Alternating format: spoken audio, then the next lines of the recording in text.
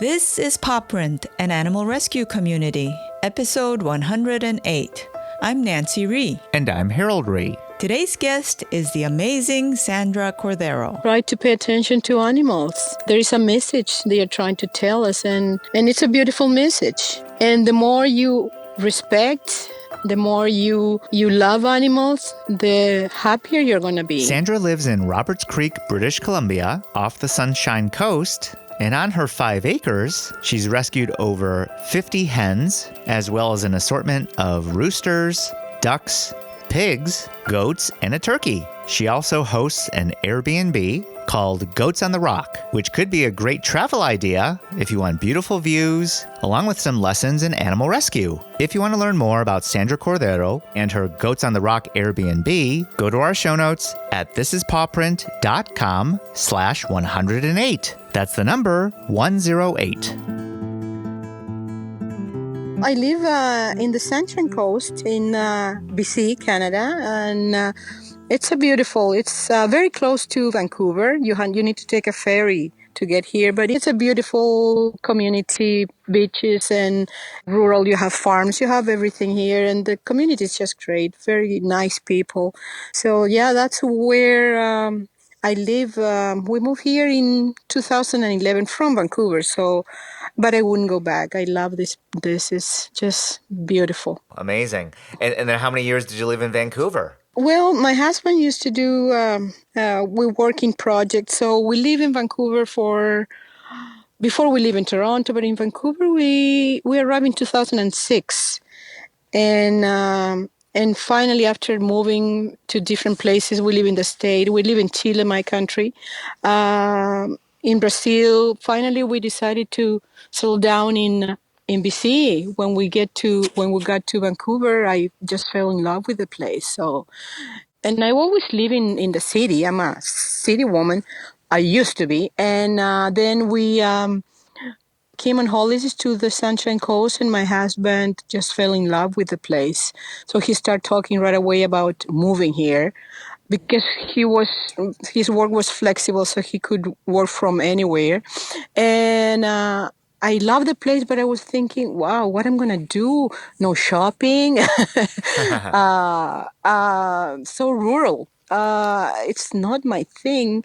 I will miss the city, but he insisted, and I'm very happy that he insisted. And we finally found a property and we bought it. And the truth is that I do more things here than I ever did in Vancouver. I would never move. Well, I hate to say never, but I don't want to move nowhere. This is the place where I want to live and hopefully stay here forever. It's beautiful. I'm in contact with nature every single day, and my animals make me very happy. Yeah. Wonderful commercial for the Sunshine Coast. I'm sure a lot of our listeners are going to start looking it up. They should. Potential places for them to either visit or to live, right? Living, visiting, it's a great place. Okay. Well, thank you for sharing that. Now, we can hear in the background one of your friends, a good rooster, of course, doing his job. Yeah. Tell us a little bit about, when did you actually start to rescue animals of various kinds? I'm from Chile, and I was always involved with dog rescues. My mom had a little dog rescue too, and when I moved here, we always have dogs. So when we found this property, it's 5 acres, so right away I fell in love with the place, and I envisioned a dog rescue. That's what I wanted to do. The setting was perfect.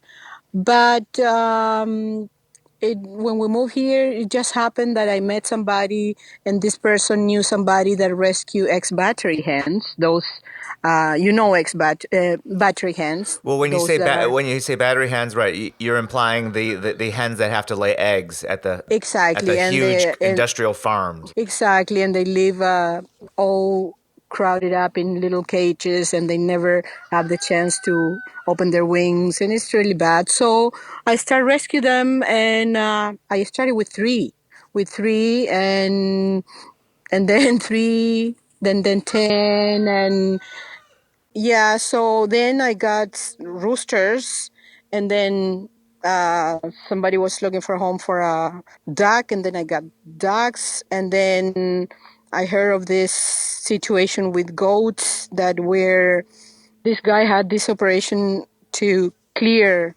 land, and he had like 12 goats, and I don't think he did very good on that business, but uh, most of all the goats except three die of starvation.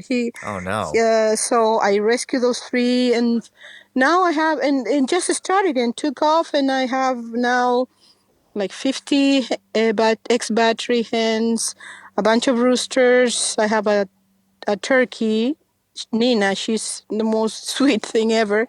I have 7 goats, 2 pigs, ducks, and I'm always open to rescue whatever needs to be rescued. So, and it has changed my life. I mean, completely. I mean, it's a lot of work. It's a lot of work, and I do other things too to maintain them. But if I get up in the morning and I'm feeling depressed or sad, as soon as I come out to feed them, I'm just happy. I mean, there's nothing better than being followed by a turkey that just wants to steal your jewelry because she loves shiny things, or be chased How, by wait, wait. your How does a bird get into your jewelry collection?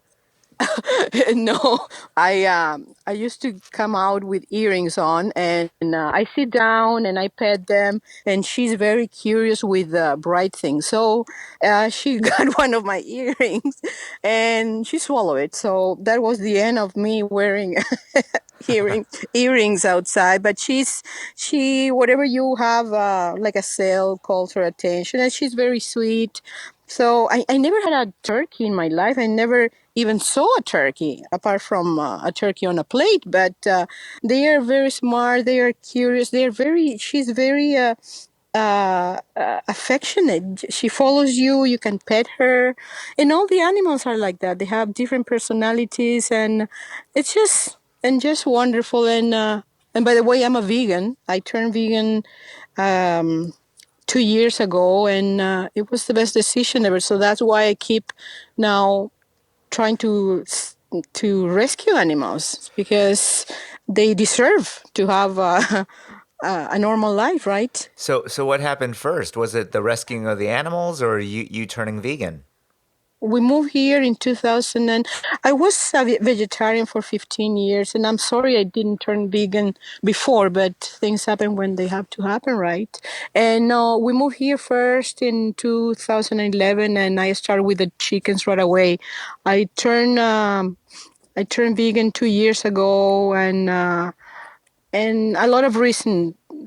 Well, a couple of reasons started that, and one was just opening your eyes and see how animals suffer out there, how we make them kill them like we don't have the right to do that, and it's so cruel. And then I was thinking, when I was a vegetarian, I have to be honest with you, I was that wasn't a big deal for me to become vegetarian, but then become vegan, I would say, oh, but I couldn't stop eating ice cream, or I love my cheese.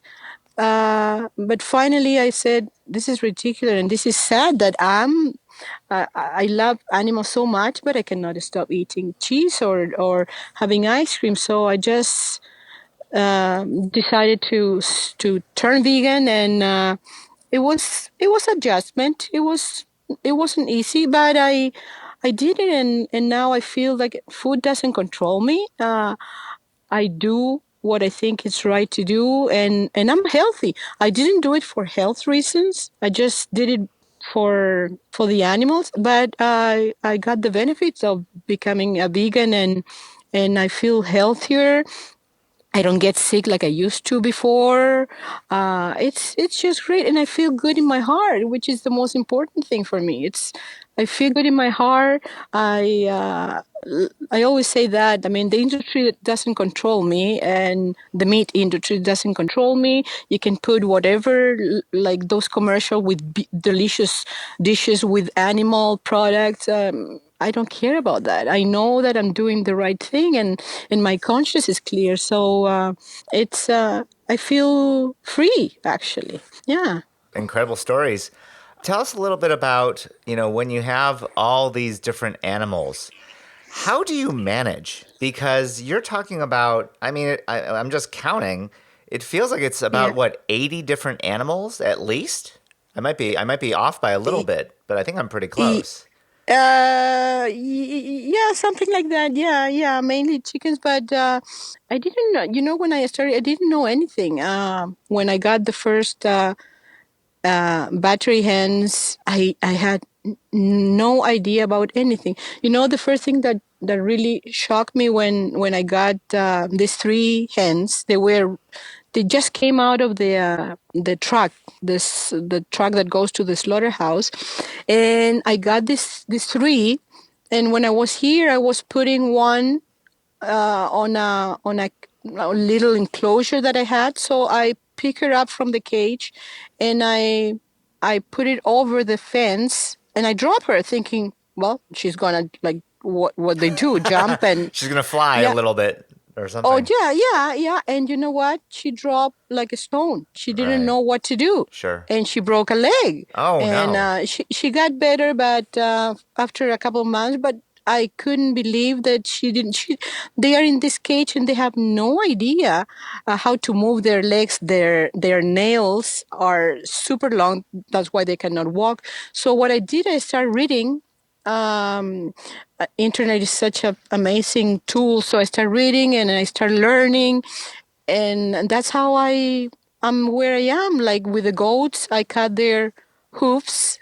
Hoofs, yes, Hmm. I do that. I learn on internet too, and I learn about the food, about cleaning, and so you can learn anything if you put your mind to it. So, and they coexist really good. Like you asked me how I manage. You know what? I have in a big area. The goats I keep away sometimes in a different um, pasture because they love eating the chickens and the pigs' food. So, but ducks, turkey, pigs, they are all together and they don't have any issues. So it's easy. It's easy to learn.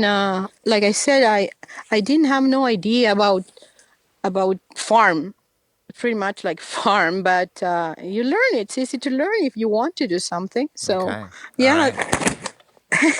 So with that, Sorry. so with that said, when you rescue these hens from the slaughterhouse, Yeah. what is their development? I mean, do some of them actually learn how to fly or walk, or Yeah, how does it it work? takes some time. It takes some time for them to.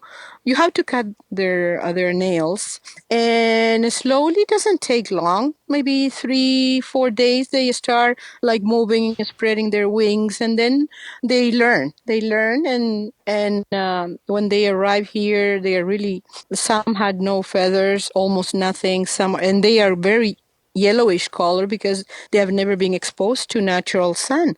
So it takes some time. Now they are more delicate than a regular chicken, so some will not make it, Mm, and they die because they cannot endure the a normal life actually. So, but most of them they do live, and they don't live a long life like a regular.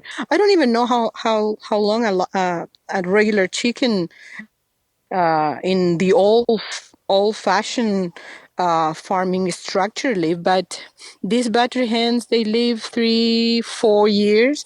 But I don't care. I mean, they still lay eggs. That's why I don't understand how many eggs they make them lay when they are in these battery cages, because here they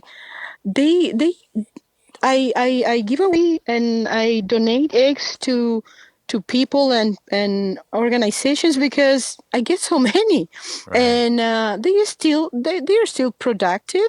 They eat a lot of eggs. They do eat. I give them to them because they they lay them, so that's a hard work for them. But yeah, they live.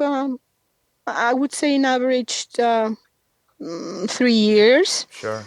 Yeah, and then they are completely normal and they are white. Like now, I see them now and they are all white and they have feathers. It's but it feels so good. Like you gave an animal that had no idea what freedom is, what how it feels to be uh, outside in the sun. They dust. They start doing this weird thing at the beginning. The first time I saw them doing it, I thought they were dying. They go in the ground and they start rolling. That's a dust bath. So and they do all these things that never had the chance to. And why we have the right to to prevent them from having a life that they meant to live. So it feels so good, and it's just amazing how good it makes you feel when you realize, wow, they are happy now, and that's thanks to think because that's because you rescue them. So it feels great. It feels great. It's like I said, it can be a lot of work, but once you start working outside and cleaning poop and all these things that you have to do, it's not like, oh gosh, I hate to do this. No, it's what you do. It's what a mom does for the kids, right? A Sure, mom sure. clean. So it's the same feeling, and it warms my heart. So uh, I wouldn't go back to live in the city and do that regular the life that I used to have, going Gotcha. shopping. And Right. no, I couldn't do that. I still go. We are so close, but I couldn't live in any other way. Okay. That's the truth. Yeah. My husband passed a year and a half ago. Oh no. Yeah, yeah. So, I always talk about him alive. Like I always, the things we do and stuff like that. But because he's not here with me now, I don't want to go places. I have less desire to go places, but I like to be with my animals. Okay. Wow. Yeah, it's so rewarding. I mean, if people would just try to like give a chance to this kind of life, or give a chance to explore different ways of eating that doesn't include cruelty, you would they would realize that it's like a medication. It's like medicine. It's good for the soul. It's and not only for your body, but makes you feel happy. Makes you Right. feel like Right. hey, I can do this, and you know what? I chose this kind of life, and I'm not hurting anything Right. alive, because when you eat meat, you're not killing the animal, but it's pretty much like you're doing it Right. because you're allowing that to happen. You're right. You say you live on 5 acres. I mean, Yeah. really, how much room do you need to give to these animals? You don't need to have a big place in the first place. Like you can have chickens, rescue battery hens in your backyard, but the people that had the house before, they used to have horses. So it's, I would say the area for the animals is around 3.5 acres, and it's divided, so it's great. It's great for, they have a lot of space to roam around, and I mean, you don't want them to be crowded, but this like an acreage is the best setting for. I Sure. wish I wish I could have like 10 or 20 acres, so because at certain point with the land that I have, I'm not going to be able to keep rescuing, right? Sure. So Right. like I always wanted to go to the farm sanctuary in California. Farm sanctuary. Right. Yeah, so I would love to. Hey guys, oh, they're having a discussion here. I would love to go there to see how they have their structure, their setting. Um, but this is I think that it's good for the amount of animals that I have, and but I'm not gonna stop anytime soon. I still have the space and energy and time to take care of more. The Great. only problem that I have is that I cannot like rescue, go rescue animals far away from where I am, because you need resources to, like, you have to rent a van or a trailer to move the animals. It's not that easy. So as far as I've been doing it with my truck. I do with my truck, and I can go even to 2 days. I can go, let's say, well, you don't know where I am, so you wouldn't understand. But I can go to Vancouver overnight and bring a pig, and but horses. Like, I would love to rescue horses, but I don't have how to transport horses, right? So Right. yeah, so chickens and duck are good, and pigs, that's good. And or people bring their animals sometimes here. That's the other thing that have happened with a couple of goats, and that works for me the best. So yeah, and the other thing is that I'm not know yet a non-profit organization. I have to probably work on that, but for now it's just me and some volunteers coming to help me cleaning. This is just starting. I mean, I'm not where I want to be. One day I want to have a presence in the coast and be the place where people can find a place for their animals, hopefully. But right now, I'm not there yet. I couldn't take all the animals that people would bring. So, but that's my story. Any animals that really stick out to you as far as being special to you? Yeah. Oh, you know what? I love them all. The goats are just like dogs. It's amazing. I have a Airbnb that I opened after my husband passed, and to kind of support the sanctuary, right? So every time people come here, stay at the Airbnb, they come and see the animals, and the goats just follow people like dogs, and they love to be pet, and they love to be caressed and kissed. It's amazing.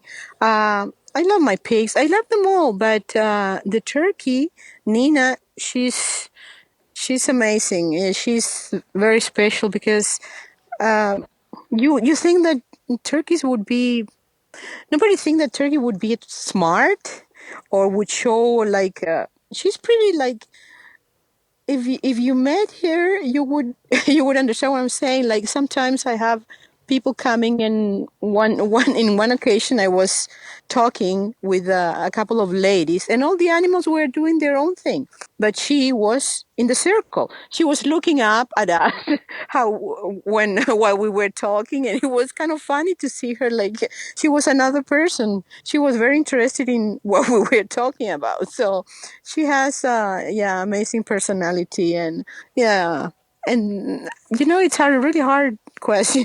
And then I Okay. have a little tiny rooster. I don't even know what breed he is, but it's a tiny little thing, and he's called Mr. Beans, and he's really, really sweet. They are all special. My piggies, I love my pigs. I cannot say. Okay. All right. Well, what does the rest of what does the rest of 2017 look like for Sandra? I told you about the visitors that I had a couple of weeks ago, and the whole property is fenced, wire fence, but a couple of cougars broke in, and I lost a couple of birds. So now I want to make this place more safety. I mean, more safe for my animals. So I'm putting up a electric fence, and that also it's good when you have animals, because you don't want to invite wildlife.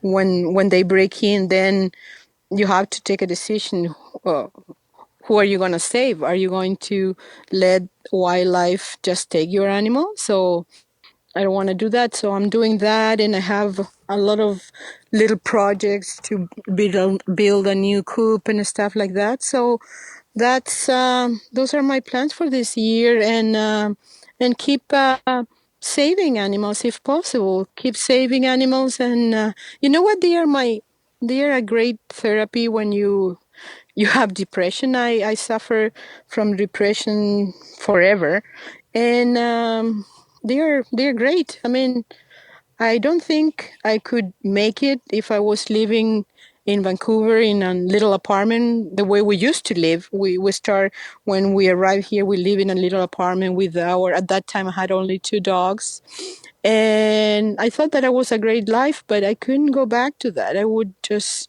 be so depressed. It would be unbearable. But here I have all these therapists, and they are great. So I want to make their life better.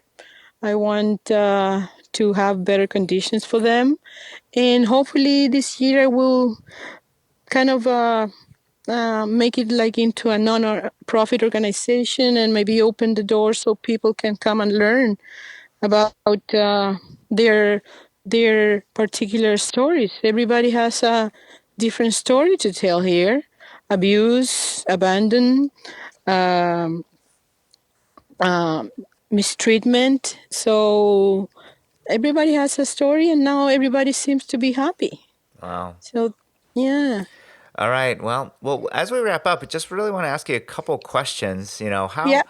If you had a magic wand and you could do something to change the state of animal rescue, what would you do? Wow. Jesus. um, well, that's a hard one. The state of animal rescue. Well, I think that what I would love to have, first of all, it's to change people's mind, change people's perception of what animals are.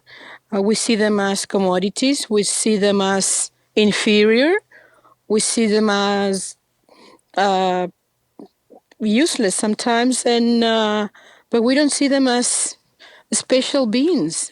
They suffer, they get happy, they get scared the same way as we do, and we have denied their rights forever. And it's about time that we make the connection, and we realize that they are important. And if that happens, then we are going to have less abused animals. So, and hence less rescues needed. So I think that instead of wanting more rescues around, which is, oh, if there's more rescues, that's great.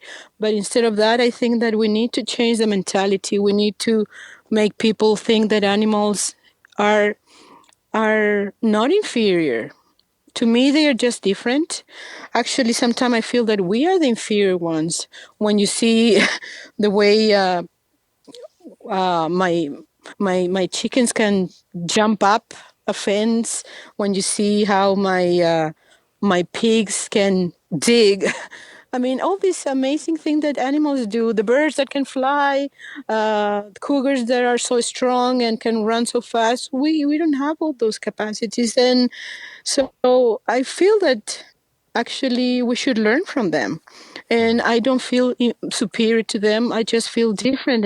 And, and to have the opportunity to learn from them is just amazing. It makes me a better person, a happier person, and having them around. And I think that I can endure any pain, any depression, anything I go through life. If I have my animals, I can survive. So, like I said, I lost my husband, and that was one of the worst thing that could happen to me. But I really don't know where I would be now without my animals.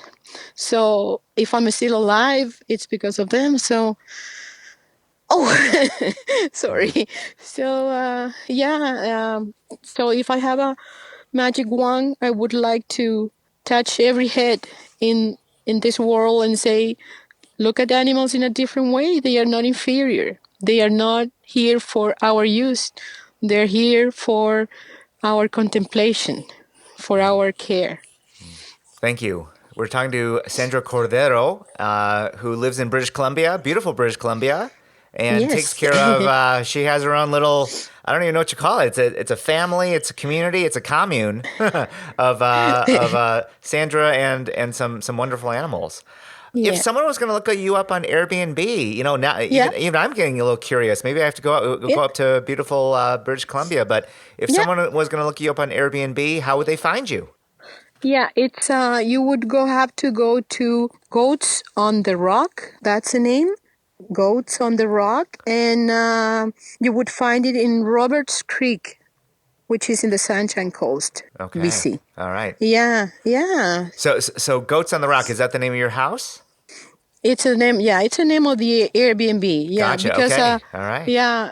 I have a big rock, and the goats like to go on top of it, so that's why Goats on the Rock. Yeah. Okay. Hey, if you want to visit Sandra Cordero and her beautiful goats, find Goats on the Rock and Airbnb, and in what, as you said, Roberts Creek in Roberts Creek yeah, in the Sunshine Coast, in the BC. Sunshine Coast. Yes. Wow. Wonderful. Yeah. Wonderful. Well, as we wrap up, we're going to give you the last word. Anything else that you'd like to share with us?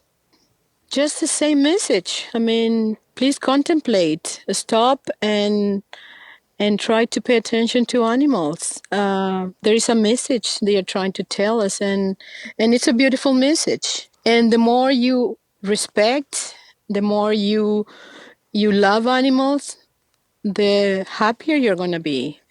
And I know it for a fact.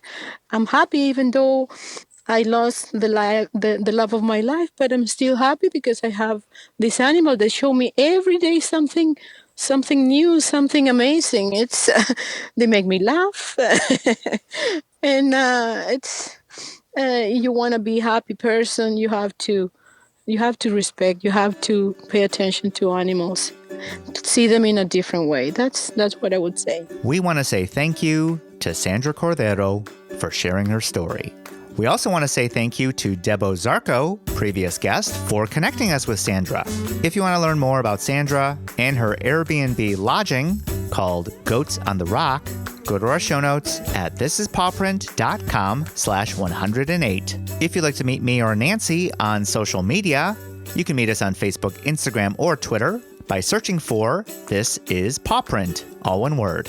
If you'd like to listen to more episodes of Paw Print, you can find us on your favorite podcast app like iTunes, SoundCloud, or Podcast Addict. Search for Paw Print Animal Rescue and hit the subscribe button to get the latest episodes immediately. Stay tuned next week when we speak to Dave Ely of Golden Gate Labrador Retriever Rescue in the San Francisco Bay Area. Don't miss our great interview with Dave. We want to say thank you to all of you for sharing Paw Print with your friends and family. We're already at 108 episodes, and we couldn't have done it without your support. So thanks. And remember, you spread a positive message of love and peace by saving an animal. Have a great day, everyone, and see you next time on Paw Print is a production of EVER Education. You can't handle the truth.